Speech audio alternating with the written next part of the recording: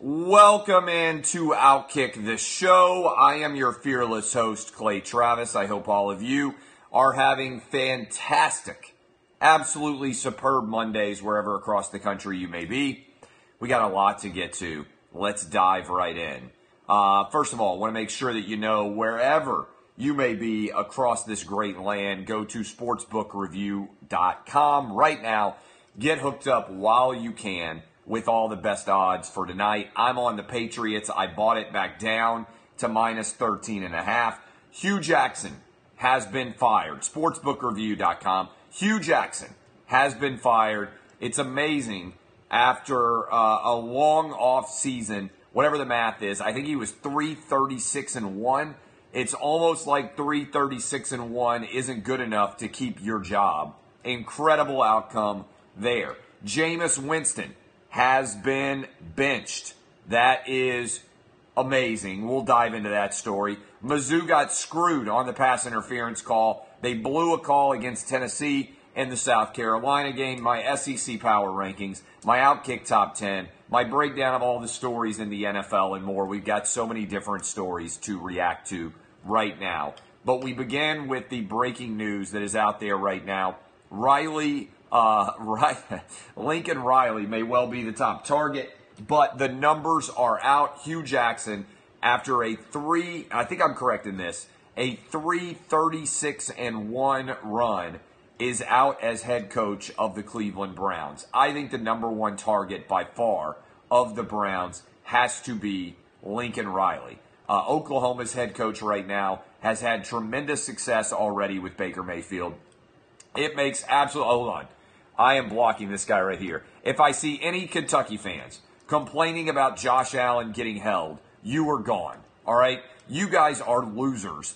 If you complain about somebody not getting called on a holding play, you are gone. All right? Holding is a play that is sometimes missed, rarely called. It's a judgment call. In general, it could happen on any play. If you say that, you get blocked. You are an idiot. All right? You are gone forever. The number of idiots. Here's what else can happen. If you are a Kentucky fan, and when I say the ball was uncatchable, your response is, it's not uncatchable. He caught it. Motherfucker. I mean, catchable on the field of play. There were so many stupid people in my mentions saying, uncatchable? What you talking about? He caught it. Yeah, he caught it out of bounds. A football coach can catch the ball on the sideline. It doesn't mean that it's catchable. It means... When I say it's uncatchable, that means it's uncatchable on the field of play. A fan could catch the ball in the stands. That is technically a catchable pass. It's not catchable on the field of play. Every ball that gets kicked into the crowd is catchable for somebody. It's not catchable. Why didn't he return the punt? Well, because he was sitting in the 40th row and the ball went out of bounds. Well, he caught it. Why didn't he try and return that missed field goal? Because he was 24 rows up in the stands. He wasn't on the field, and he didn't catch it there. Where you catch the ball matters, all right? So stupid people are going to get blocked, all right?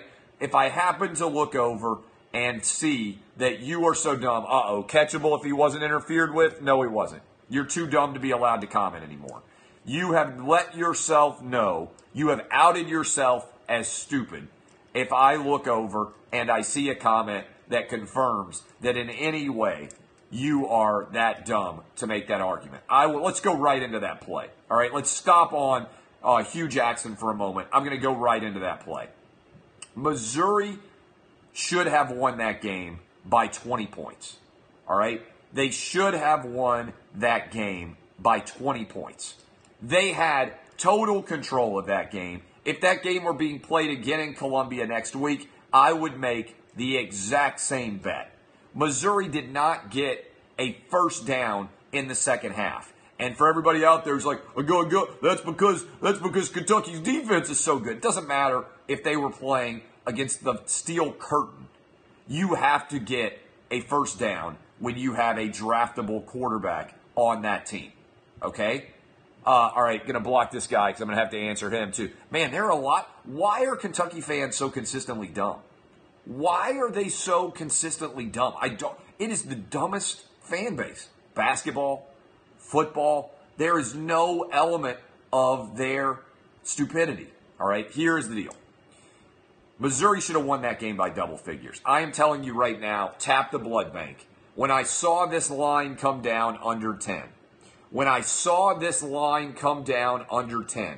I said, my God, I am going whole hog, all in, every spare dollar I have right now on Georgia to roll into Lexington and lobotomize all of the idiot Kentucky fans who have not watched enough football to even know what a good football team looks like. This ain't it, all right? This ain't it, boys and girls. You should have gotten killed by Missouri. You didn't, because for some reason they didn't get a first down and they didn't call the right plays. And if you go look at those drive charts, they got consistently 8 or 9 yards on every possession, okay? It is going to happen that Georgia is going to dismantle Kentucky. They are going to pull out the Wildcats still beating heart, and they are going to hold it up and turn around Indiana Jones, Temple of Doom style for all these idiot Kentucky fans to choke on their tobacco inside their mouths, to choke on their illiteracy as they watch their still beating heart be held up and see what a decent football team looks like. Missouri lost. They shouldn't have lost. That was a blown call of epic proportions, okay? A blown call of epic proportions. First of all, the Kentucky wide receiver made contact with the defensive back first. He mauled him before the ball was even thrown. If you are going to throw a flag, the flag should have been thrown for offensive pass interference. It's probably a no call at best for Kentucky. So first of all, it's offensive pass interference. Second, beyond a shadow of a doubt, that ball could not have been caught in bounds. Stop with your stupid, it was catchable. It was not catchable. There isn't a receiver alive who could have gone and caught that ball and gotten a foot down. That was both an uncatchable pass and also was offensive pass interference. They actually got the benefit of the doubt, the likes of which I haven't seen before in a very long time. So I'm telling you right now that this was so stupid of a blown call that Missouri fans should be irate. Now, the actual impact is not going to be that substantive because Georgia's going to roll into Lexington and destroy them. That would have been a big win, a good win for Missouri, a win that they should have had. Okay? It was a blown call. My argument here is that official should have to answer for that bad of a call. And I don't know why. I mean this honestly. I don't know why we've said, oh, judgment calls are not reviewable. Why shouldn't a coach be able to challenge a clearly wrong judgment call once or twice a game? Tell me why that makes sense. Throw the flag on the judgment call. Every call that is made during a football game is a judgment call. That was a fumble, is a judgment call. That was not a fumble, is a judgment call. That was a touchdown. He got across the line. That guy did not get across the line. Both of those are judgment calls, okay? Every decision that an official makes during the course of a game is a judgment call. So this idea that somehow out there you're going to be arguing, oh, this is a good call, this is a bad call, is totally wrong. Here is the thing. That was a blown judgment call that determined the outcome of the game. It shouldn't have happened. It shouldn't have been called. It was totally blown, and the result changed the outcome of the game. Now, you can certainly argue, if you are Missouri, there's no way that Missouri should have ever been in a position to be able to give up 2 late touchdowns and lose that game. And I agree with it. Missouri should have been up 21-3 or 28-3 at that point. There should have been no doubt at all about the outcome of that game. If Missouri has one decent drive in the second half, they win that game going away and it isn't remotely close.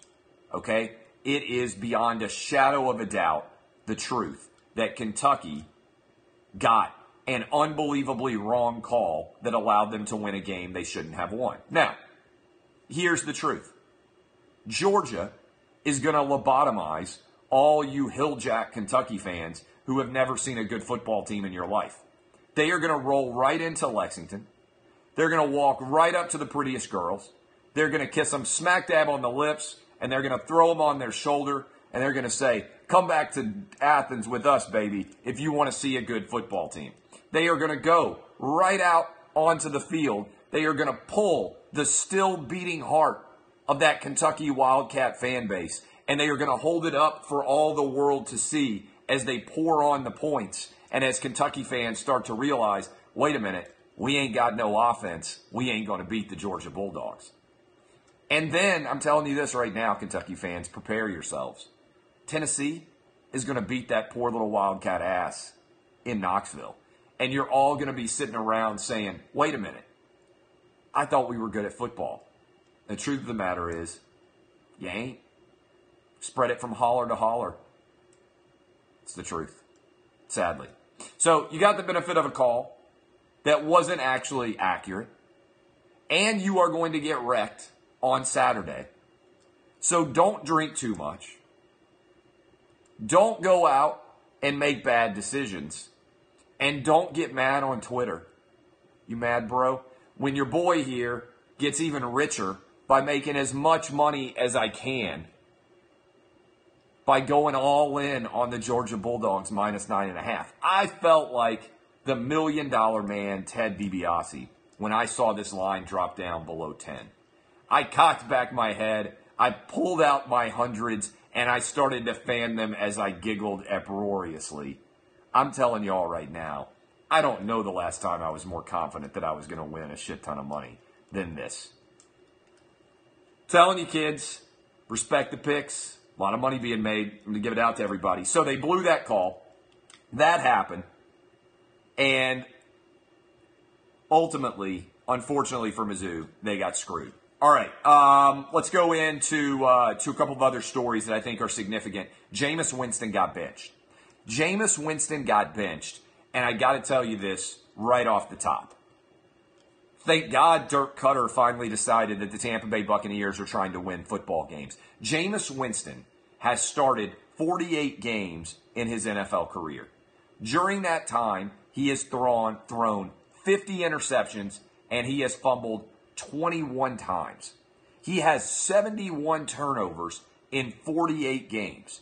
That's unprecedented level of futility. He threw 4 interceptions before the third quarter was over. His team was down 18 points. They finally went to FitzMagic. And do you know what happened? FitzMagic, baby. Running right down the field, Ryan Fitzpatrick scored 18 straight points and almost brought them back from oblivion. Tied the game. It's already been announced now that Jameis Winston is out. Now there's a big decision that has to be made in Tampa. Dirk Cutter's trying to save his job. What happens now with Jameis Winston? If you were the GM, would you decide to give Jameis Winston $21 million to play next year?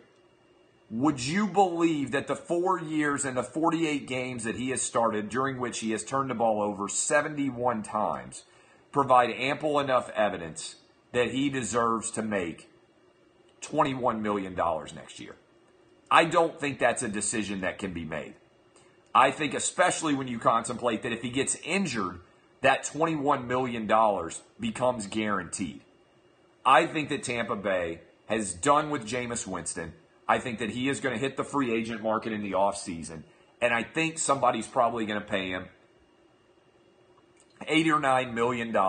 One of these teams that doesn't have a quarterback will pay him $8 or $9 million.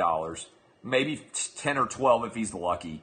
Sam Bradford, Tyrod Taylor style, to come in and try to compete for the starting job.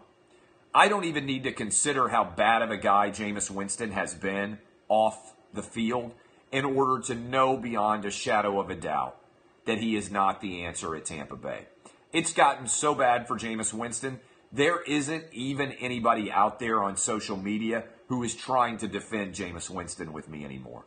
It used to be whenever I said, man, Jameis Winston sucks, people would come running in and they would throw out the FSU Twitter tag and they would talk about how Jameis was a savior and how great of a player he is. Jameis Winston has no more fans. There isn't even anybody that will fight for Jameis Winston at this point. He is finished as a starting quarterback, I believe, in Tampa Bay. And barring injury to Ryan Fitzpatrick, I don't think he'll play the rest of the year.